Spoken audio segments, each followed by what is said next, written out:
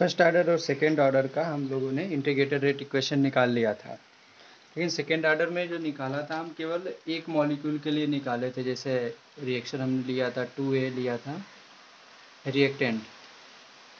अभी हम इसको A+B करके निकालेंगे। अगर दो मॉलिक्यूल हैं तो उसको कैसे हम इंटीग्रेटेड रेट इक्वेशन निकालेंगे, इस वीडियो में हम इसी को देखेंगे। इसका डेरिवेशन कैसे निकालते हैं, कैसे हाफ लाइफ निकालते हैं, सब देखेंगे। तो सबसे पहले हम इक्वेशन लेते हैं।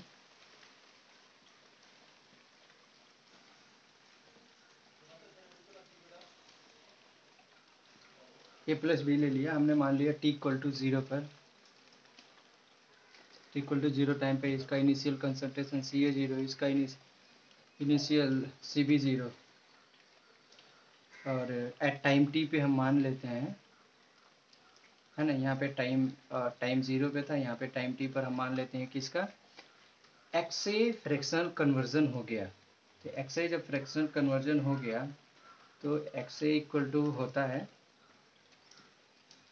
Moles of A reacted divided by total या इनिशियल मोल,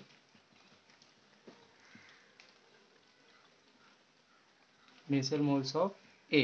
ठीक है, इनिशियल मोल्स कितना है, Ca0 ये है। हम मान लेते हैं कि Ca मोल A बचा हुआ है। ठीक है, मान लेते हैं Ca मोल A बचा, Cb मोल A बचा। तो अभी यहाँ पे मोल्स ऑफ A रिएक्ट कितना किया, मोल्स ऑफ A रिएक्ट कितना किया कि मान लेते हैं हम, अभी कुछ नहीं मानते, मोल्स ऑफ A रिएक्टेड निकालते हैं। मोल्स ऑफ A रिएक्टेड कितना रिएक्ट किया, तो A वाला A, इसका वैल्यू Ca0, इधर मल्टीप्लाई करेंगे। Ca0 XA हमारा रिएक्ट करके ख़त्म हो गया। तो बचेगा कितना, Ca0 टोटल था, Ca0 हमारा टोटल था, इसमें से जो रिएक्ट किया यानी जो प्रोडक्ट में कन्वर्ट हो गया Ca0 XA, ये कन्वर्ट हो गया। तो ये हमारा बचा हुआ मोल्स है, जो हमने माना कि टी टाइम पे हमारा Ca बचा है। ठीक है, इसी तरह Cb के लिए निकालेंगे तो यहाँ B रखेंगे, यहाँ Cb0 रखेंगे, तो वहाँ पे मोल्स ऑफ B रिएक्टेड क्या हो जाएगा, Cb0 XA हो जाएगा।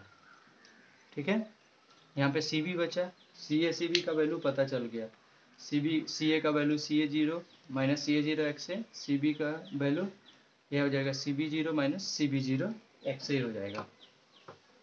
तो हम लिख लेते हैं यहाँ पे Ca0 का value Ca0 minus Ca0 XA, यहाँ पे Ca0 कॉमन ले लेंगे, 1 माइनस XA हो जाएगा, बचे हुए मोल्स। Cb0 का आएगा Cb0, डायरेक्ट कॉमन ले लेते हैं, 1 माइनस XB हो जाएगा। ठीक है, ये हमारा बन जाएगा Ca0 XA। ठीक है, या Ca0 XA या Ca0 XB बन जाएगा, दोनों का वैल्यू सेम होगा। क्यों, क्योंकि जैसे हमारा N2 प्लस 3H2 का एक हमने लिया था इक्वेशन 2NH3, इसका हमने 50 मोल लिया था, इसका 100 मोल लिया था इनिशियली, और इसका हमारा 50 मोल लिए थे। अब ये क्या है, इसका हमने बोला कि 25 मोल ये कन्वर्ट हो गया 12 मिनट या कुछ टाइम में, टी टाइम पे 25 मोल क्रिएट हो गया, मतलब रिएक्ट कर गया हाइड्रोजन से। तो एक था यहाँ पे तो 25 हुआ, यहाँ 3 है, तो एक जो N2 मोल होगा वो इक्विवेलेंट होगा 3 मोल्स ऑफ H2, ये बनेगा कितना, 2 मोल्स ऑफ NH3। ये स्टोइकियोमेट्रिक प्रोपोर्शन में इस तरह से हम लिखते हैं इक्वेशन। ठीक है, यहाँ से ये 25 मोल है तो यहाँ 25 हो जाएगा, यहाँ H2 का कितना है, H2 का यहाँ पे 25 मोल ये भी निकलेगा, लेकिन एक हाइड्रोजन से 25 निकलेगा, तो 25 से कितना हो जाएगा, 3 गुणा 25, ये बनेगा कितना, 2 गुणे 25 बनेगा, इस तरह से बनता है। तो अभी यहाँ पे ये भी एक अगर हम कर देते तो यहाँ से 3 से मल्टीप्लाई नहीं होता, तो 25 मोल यहाँ लगेगा, 25 मोल यहाँ लगेगा, क्योंकि एक मोल यहाँ भी है, एक मोल यहाँ भी। तो Ca0 XA या Cb0 XA दोनों XB दोनों का वैल्यू सेम होगा। इस तरह से हमने लिख लिया इसको, ये सब चीज़ें हमारे आगे यूज होंगे इसलिए लिखे। अब हमने रेट इक्वेशन इसका लिखना है। रेट इक्वेशन क्या लिखेंगे, minus RA equal to minus DCA by DT, ये के रिस्पेक्ट में लिख रहे हैं, DCA by DT equal to K dot CA dot CB। अब यहाँ पे देखिए ना, सेकेंड ऑर्डर रिएक्शन है, तो यहाँ पे 1.8 हो सकता है, यहाँ 0.2 हो सकता है, तब भी हो जाएगा। लेकिन हम कैलकुलेशन ऐसे करना हार्ड होता है, इसलिए हम सिंपल ये मानते हैं कि एलिमेंट्री रिएक्शन है, तो एक मोल यहाँ है, एक मोल यहाँ है, तो एक पावर यहाँ होगा, एक पावर यहाँ होगा। सी ए और सी बी का वैल्यू यहाँ से रखेंगे, सी ए का वैल्यू है, सी बी का वैल्यू है। सी ए का वैल्यू है के डॉट सी ए ज़ीरो, सॉरी इधर लिखते हैं, minus d c a by D t का वैल्यू क्या होगा, के डॉट सी ए का value c A zero 1 minus x a dot c b का value c B zero 1 minus x a. अभी sorry x B है। अभी हमको जब यहाँ सी ए के रिस्पेक्ट में एक्स ए एक्स बी को हमको वो करना पड़ेगा, तो यहाँ पे थोड़ा सा पूरा हमको चेंज करना पड़ेगा। एक्स बी को सी ए के टर्म में करना पड़ेगा, सी ए को एक्स ए टर्म में करना पड़ेगा। तो हम इसको कैसे करेंगे देखते हैं। अब यहाँ पे हम क्या, सी ए का वैल्यू कितना है, सी ए का वैल्यू सी ए ज़ीरो माइनस सी ए ज़ीरो एक्स है। यहाँ से थोड़ा सा मैं करके दिखाता हूँ। सी ए का वैल्यू है सी ए zero minus C A zero x a. अब एक्स ए के फॉर्म में सी ए को कन्वर्ट करना, डी सी ए को डी एक्स ए के फॉर्म में कन्वर्ट करना। तो डी सी ए का डिफरेंशियल फॉर्म हो जाएगा डी सी ए ज़ीरो कॉन्स्टेंट है क्योंकि ये इनिशियल है, चेंज होगा नहीं कभी, जितना लिया उतना ही रहेगा, तो ये ज़ीरो हो जाएगा। माइनस यहाँ पे सी ए ज़ीरो कॉन्स्टेंट है, सी ए ज़ीरो एक्स ए का हो जाएगा डी एक्स ए। तो डी सी ए का वैल्यू, ये माइनस को इधर कर देते हैं, जीरो हटा देते हैं, कोई मतलब नहीं, माइनस को इधर कर देते हैं, तो माइनस डी सी ए का वैल्यू सी ए ज़ीरो डी एक्स ए आ गया, सी ए zero into D x A, D c a का वैल्यू आ गया अपॉन डी टी। अब यहाँ एक्स ए हो गया, तो एक्स बी को भी हम एक्स ए के फॉर्म में कन्वर्ट करेंगे, तो हमने देखा c A zero into x A equal to c B zero into x a हो रहा है। तो हम यहाँ पे इसको पूरा चेंज कर देते हैं, इसको सी बी ज़ीरो,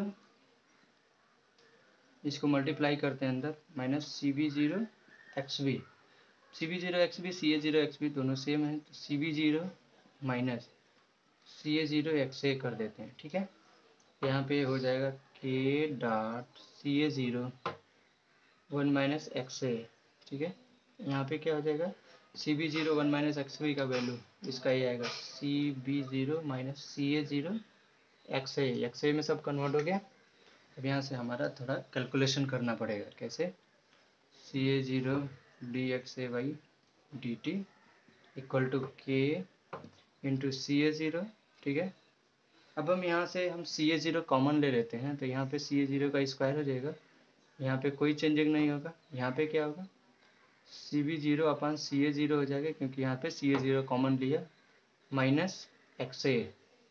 ठीक है, अब इसको हम कोई टर्म मान लेते हैं, जैसे यम मान लेते हैं, लास्ट में जब कैलकुलेशन हो जाएगा तो हम रख देंगे, क्योंकि अपान में है तो थोड़ा सा प्रॉब्लम होगा इसको इंटीग्रेट करने में। तो यहाँ पे एक से एक कट जाएगा सी ए ज़ीरो से, यहाँ बचेगा D x A by D T equal to के सी ए zero 1 minus x A, simple यहाँ पे यम माइनस एक्स ए हो जाएगा। ठीक है, अब डी एक्स ए के टर्म को इधर लिखते हैं, एक्स ए वाले टर्म को नीचे ले आएंगे, 1 minus x A Yama minus x a हो जाएगा इक्वल टू के सी ए नॉट कॉन्स्टेंट है इंटू डी टी। अब यहाँ से हम इंटीग्रेशन का साइन लगाएंगे, पहला टाइम जीरो था, फिर टाइम टी हुआ, जीरो टाइम में जो कन्वर्जन था एक्स ए का वैल्यू वो जीरो था, क्योंकि जब हम शुरुआत में लेते हैं टी इक्वल टू जीरो में, तो ए और बी थोड़ा भी रिएक्ट नहीं किए होते, तो वहाँ पे कन्वर्जन जीरो होता। लेकिन टी टाइम पे बाद जो सी ए जो ए है इसका कन्वर्जन हमारा एक्स ए हो गया था, तो यहाँ पे हम एक्स ए लिख देंगे। ठीक है, यहाँ पे इसको साफ कर देते हैं, फिर अच्छे से करेंगे इसको, है। यहाँ के बाद थोड़ा इंटीग्रेशन का थोड़ा रोल है ज़्यादा, तो उसको अच्छे से समझना पड़ेगा। इस टर्म को हम अलग लेके सॉल्व कर लेते हैं पहले, फिर यहीं पे रख देंगे। कैसे लेंगे, zero to x A D x A 1 minus x A into या माइनस एक्स ए। यहाँ पे दो तरीका है सॉल्व करने का, या तो हम सिंपल लिख दे और या तो हम इसका पार्शियल डिफरेंशिएशन में जो करते हैं उस हिसाब से करते हैं। तो उसमें कैसे करते हैं हम, सीधे हम इसको ये वाला टर्म लिखेंगे, जो डिफरेंशिएट की करने वाला टर्म होगा उसको लिखेंगे 1/1 माइनस एक्स ए, सॉरी इसको अलग अलग करते हैं पार्शियल डिफरेंशिएशन में, ये इसको कर देंगे plus B upon M minus x ए कर देंगे equal to 1/1 minus x A into M minus x A, partial differentiation form में लिख दिए आप। ठीक है, अब इसको सॉल्व करने के लिए क्या करेंगे, हम इसको मल्टीप्लाई करेंगे, सीधे एलसीएम लेंगे a into M minus x a plus बीच में b into 1 minus x a. अब ये दोनों नीचे आएगा, एलसीएम में 1 माइनस एक्स ए इंटू एम माइनस एक्स ए, और इधर भी वही सेम है 1 minus x a m minus x a, ये दोनों कट जाएगा तो ये ऊपर वाला टर्म केवल बचेगा अपना इक्वल टू 1, ये बचेगा क्योंकि नीचे वाले दोनों कट जाएंगे। अभी आता है हम यहाँ पे वैल्यू रखते हैं एक बार यम का, सॉरी एक्स ए का वैल्यू रखते हैं। एक्स ए का वैल्यू एक बार हम 1 रख देंगे तो ये वाला टर्म 0 हो जाएगा, तो ए का वैल्यू आ जाएगा। यहाँ पे रखते हैं value a m minus x a का value 1 plus b into x a का वैल्यू 1 रखेंगे तो 1 1 0 इंटू बी 0 इंटू बी 0 हो जाएगा इक्वल टू 1। तो यहाँ पे ए का वैल्यू हमारा क्या आ जाएगा 1/m-1। ठीक है, यहाँ से अगर हमको b का वैल्यू निकालना हो तो हम क्या करेंगे, इसको 0 कर दें, हम एक्स ए का वैल्यू यम रख दें। अगर एक्स ए का वैल्यू यम रखेंगे तो a इंटू एम माइनस, यहाँ भी यम हो जाएगा, plus b 1 minus x a का वैल्यू यम ए रखना है इक्वल टू 1। अब यहाँ पे ये 0 हो जाएगा, b का वैल्यू यहाँ से आ जाएगा 1/1 माइनस यम, या माइनस यहाँ से कॉमन लेने -1/m-1 दोनों, ये माइनस में आया ये प्लस में आया। अब इन दोनों वैल्यू को यहाँ पे पुट करेंगे, कैसे 0 टू एक्स ए, यहाँ पे पुट कर देते हैं पहले a का वैल्यू।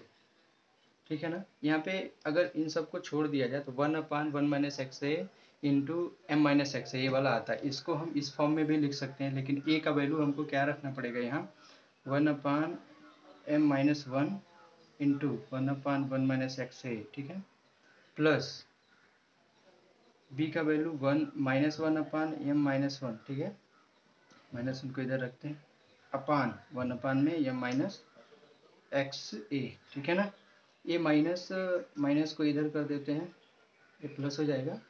अब क्या करते हैं, m-1 कॉमन ले लेते हैं तो हमारा a माइनस ए बचेगा। तो यहाँ पे अब इस फॉर्म में लिखते हैं हम। ठीक है, पहला टर्म क्या आएगा, पहला टर्म आएगा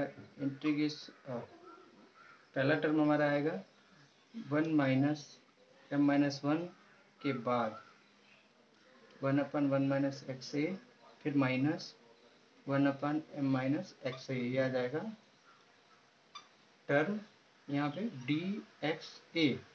ठीक है, ये dxa लास्ट में लिख देंगे इस फॉर्म में, और यहाँ पे हमारा क्या है इक्वल टू में KCA0 0 टू t dt। ठीक है, अब इसको सॉल्व करते हैं आगे।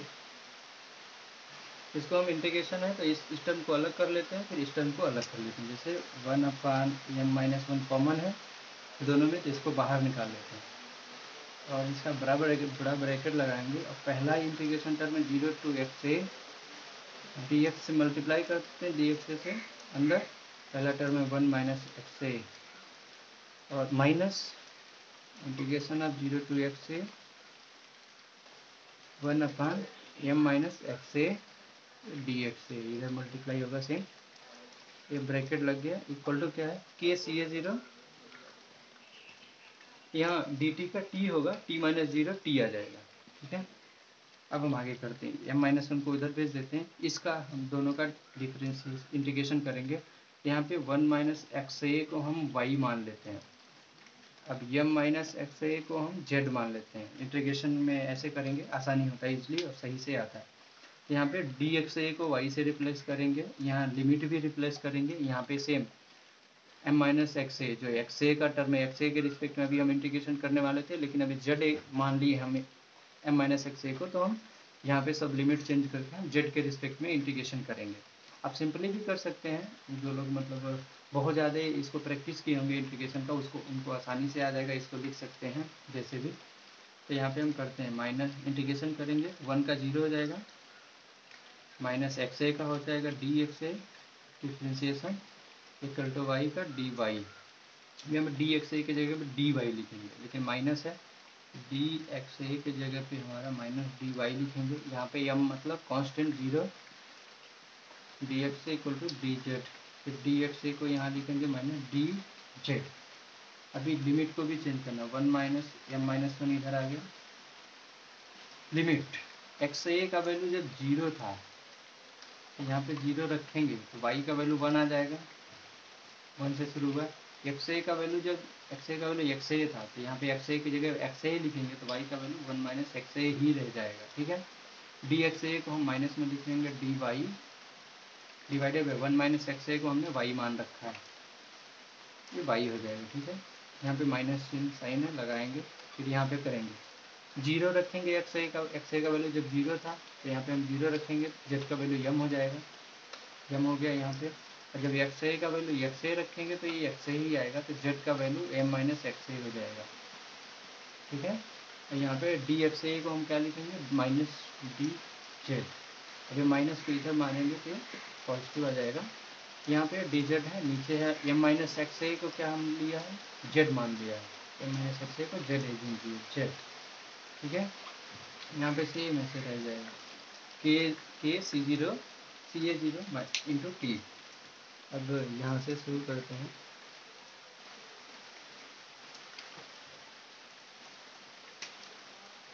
के सी ए जीरो इंटू टी। यहाँ पे 1 अपान एम माइनस 1। अब इधर माइनस साइन है, इसको पहले ले लेते हैं, डी वाई बाई वाई, जैसे डी एक्स बाई एक्स होता है एल एन एक्स हो जाता है, यहाँ पे सीधे एल एन वाई होगा। ये माइनस के इसको यहीं पे रखते हैं, यहाँ पे लिमिट 1 माइनस 1 नीचे रहेगा, 1 माइनस एक्स ए ऊपर है, फिर एक टर्म आया प्लस, यहाँ पे हम इंटीग्रेशन करेंगे एल एन जेड होगा, डी जेड बाई जेड का, यम यहाँ पे है, यम माइनस एक्स ए यहाँ पे है, इक्वल टू में जो होगा के सी ए जीरो टी हो जाएगा, ठीक है। यहाँ पे और आगे करते हैं, एम माइनस 1 को उधर भेज देते हैं, अभी या माइनस है तो ये हम लिमिट चेंज कर सकते हैं, यहाँ पे 1 माइनस एक्स ए यहाँ हो जाएगा, यहाँ केवल 1 रह जाएगा, ठीक है। यहाँ पे आ जाएगा एल एन वाई का वैल्यू अपर लिमिट पहले रखेंगे 1 minus l n lower limit 1 minus x a है, प्लस बीच में है, फिर यहाँ पे हो जाएगा पहले अपर लिमिट रखेंगे l n m minus z m minus x ए, ठीक है, माइनस एल एन एम हो जाएगा के लोअर लिमिट इक्वल टू के सी a zero t into M minus 1, इधर गया एम माइनस 1 होगा। यहाँ पे एल एन 1 का वैल्यू 0 होता है। अब ए वैल्यू आया ए वाला और ए दोनों आ गए। अब इसको हम तीनों का एल एन है तो एल एन को सीधे हम कर लेते हैं, जैसे l n m into n जो होता है, l n m minus l n n होता है, l n m upon n जो होता है, सॉरी यहाँ प्लस में होता है, और जो अपान में एन होता है l n m minus l n n होता है। जो भाग में होता है, जो भाग में होता है उसको इस तरह से करते हैं, जो गुणे में होता है मल्टीप्लाई में उसको इस तरह से करते हैं। तो यहाँ पे हम यही करेंगे, ये वैल्यू 0 हो गया, एल एन एम इसको ले लेते हैं, यम ए मान लेते हैं हम इसको, ए है, ये बी है, ठीक है। तो अभी ए वाला डिवाइडेड बाई ए हो जाएगा, या हम यहाँ करना चाहें तो l n a minus l n b, l n a minus l n b, तो क्या आ जाएगा l n a upon b हो जाएगा। तो यहाँ पे हम लिखेंगे एल एन ए क्या है, यम माइनस एक्स ए, बी क्या है, यम है, ठीक है। अब यहाँ पे माइनस को ऐसे ही छोड़ देते हैं, l n 1 minus x A equal to same यही रहेगा। अब यहाँ पे थोड़ा सा करते हैं ln m, अभी a वाला टर्म पूरा a हो गया, ln a हो गया माइनस ln b, तो फिर से a अपान में आ जाएगा ln m minus x a divided by m into ये अपान में आएगा 1 minus x A equal to यहाँ पे k C a zero t m minus 1। थोड़ा और इसका स्टेप आगे बढ़ाते हैं।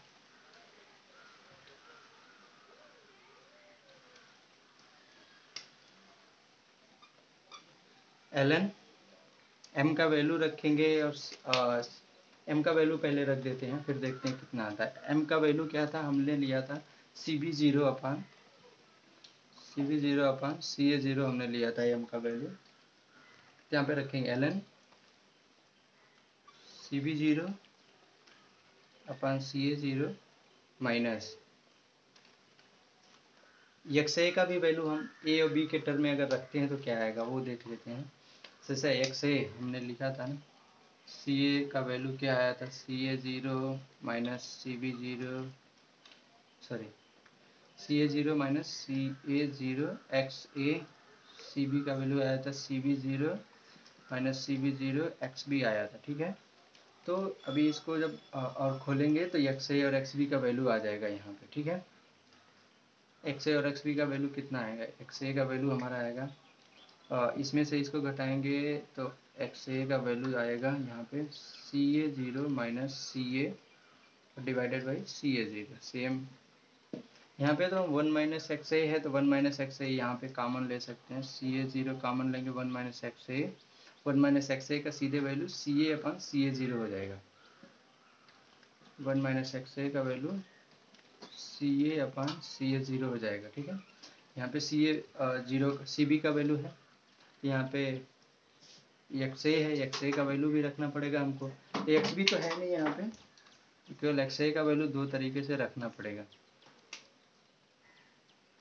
यहाँ से एक्स ए का वैल्यू आ गया, यहाँ पे अगर हम सी ए को हम इधर से CA0 को कॉमन लेते हैं 1 माइनस एक्स ए आएगा, यहाँ पे 1 माइनस एक्स ए का वैल्यू क्या आएगा CA अपान CA0, ये दोनों वैल्यू इसमें हम रखेंगे। ठीक है,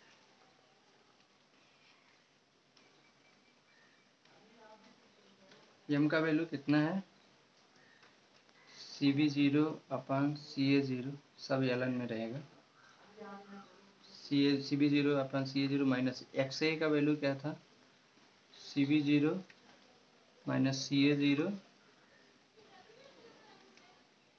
CA0 माइनस CA अपान CA0 था डिवाइडेड बाई m का वैल्यू फिर से चेंज करेंगे CB0 अपान CA0 ब्रैकेट में 1 माइनस एक्स ए का वैल्यू क्या था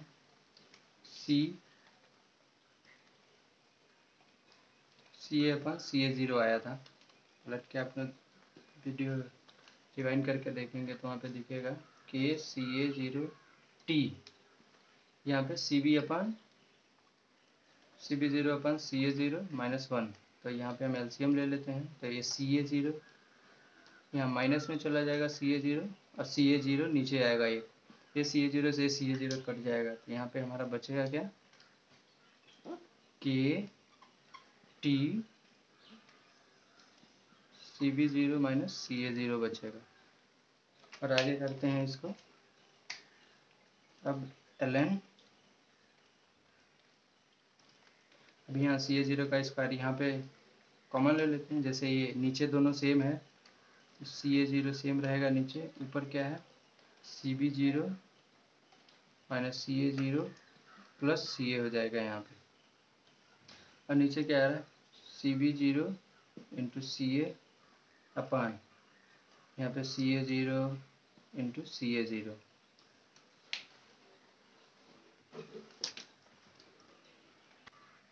यहाँ पे थोड़ा लेंदी हो जा रहा है, हम लोगों ने यहाँ पे थोड़ा सा गलती कर दी, इस तरह से भी ये सही आ रहा है बट यहाँ पे थोड़ा और इजी वे में हो जा रहा था, एक बार फिर से हम कर लेते हैं।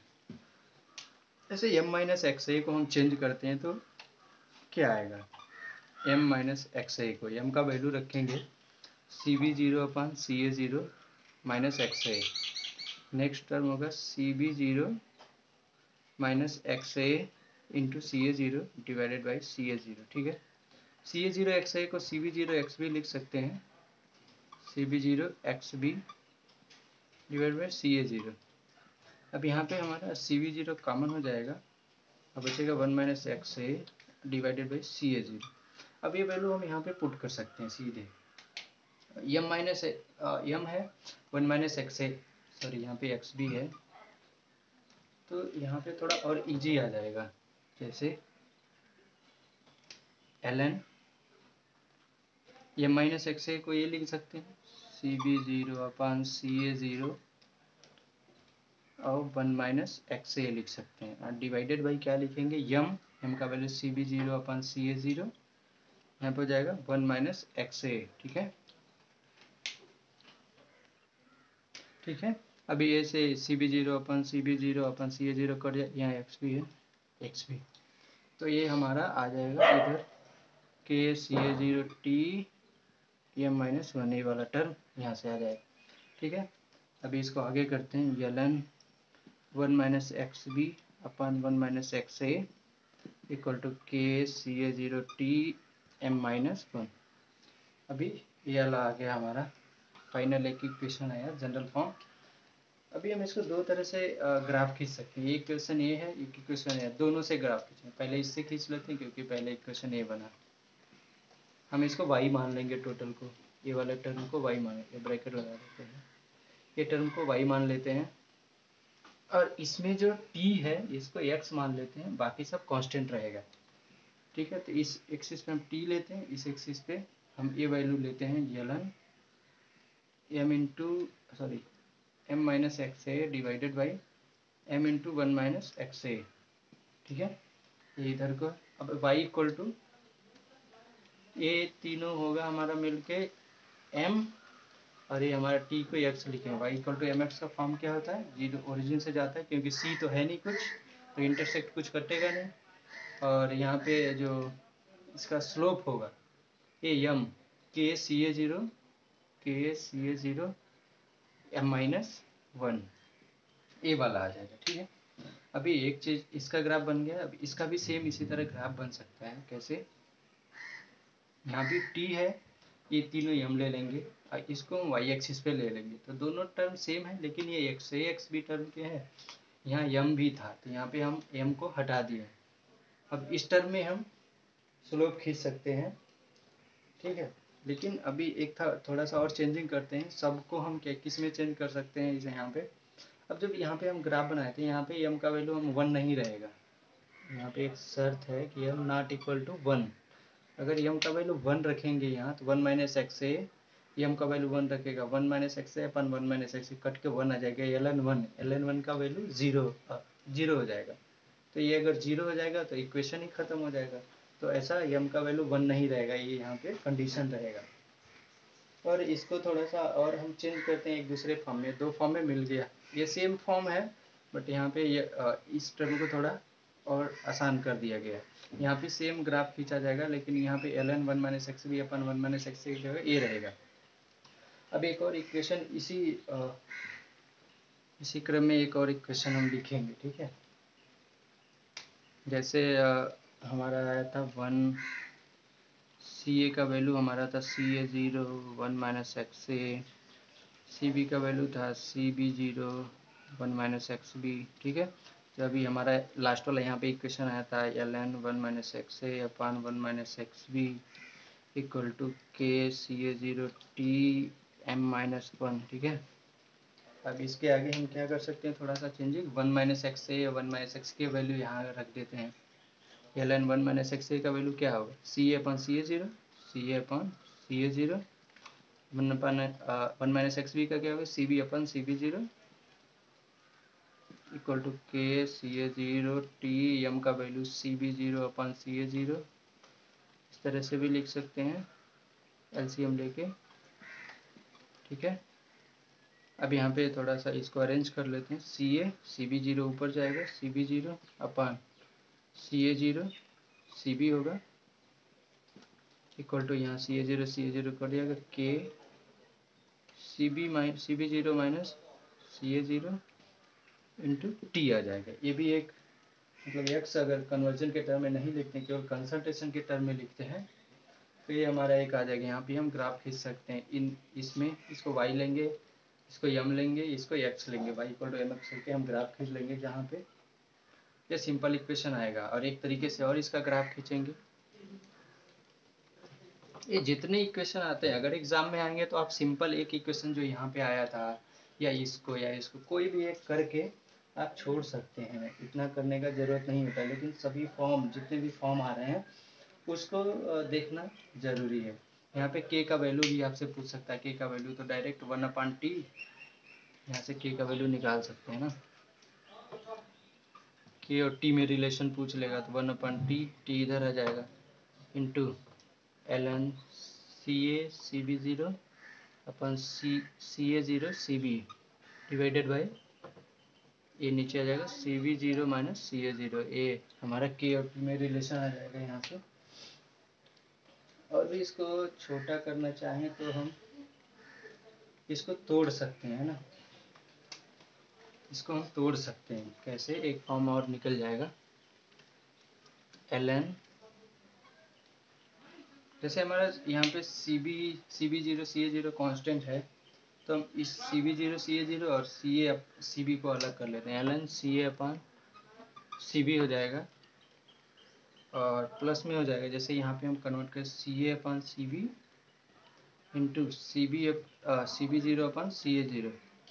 इसको m मान लें, इसको n मान लें, तो m इंटू n का क्या हो जाएगा, m+1 ln m plus ln n का वैल्यू CB0/CA0 इक्वल टू में के CB0 minus CA0 into T हो जाएगा। ठीक है, अब इसका value ln CA/CB equal to, यहाँ पे ये CB0/CA0 होगा लेकिन ये माइनस में होगा। ठीक है, तो हम दूसरे तरफ करेंगे तो हम इसको प्लस कर सकते हैं, इसको उधर करेंगे तो माइनस आएगा, तो हम इसको उल्टा कर देंगे तो पॉजिटिव हो जाएगा, के CB0 minus CA0 into T. ठीक है, ये इधर जाएगा माइनस, लेकिन हम इसको प्लस कर सकते हैं यहाँ पे ln CA0/CB0 उल्टा करके। ठीक है, तो यहाँ पे एक इक्वेशन और बनेगा, हम इसको y ले लेंगे और इसको हमारा एक t वाला टर्म है तो इसको m, ए टी को x, यहाँ पे एक c भी आ जाएगा तो y equal to mx plus c लगेगा, तो ये ओरिजिन से नहीं जाएगा, यहाँ पे c रहेगा, c का वैल्यू ln CA0/CB0, y का वैल्यू y एक्सिस पे ln CA/CB हो जाएगा और यहाँ पे x रेशियो t रखेंगे और इसका जो स्लोप आएगा वो आ जाएगा के CB0 माइनस CA0, ये m का वैल्यू। ठीक है, तो इस तरह से हम इक्वेशन क्रिएट कर सकते हैं।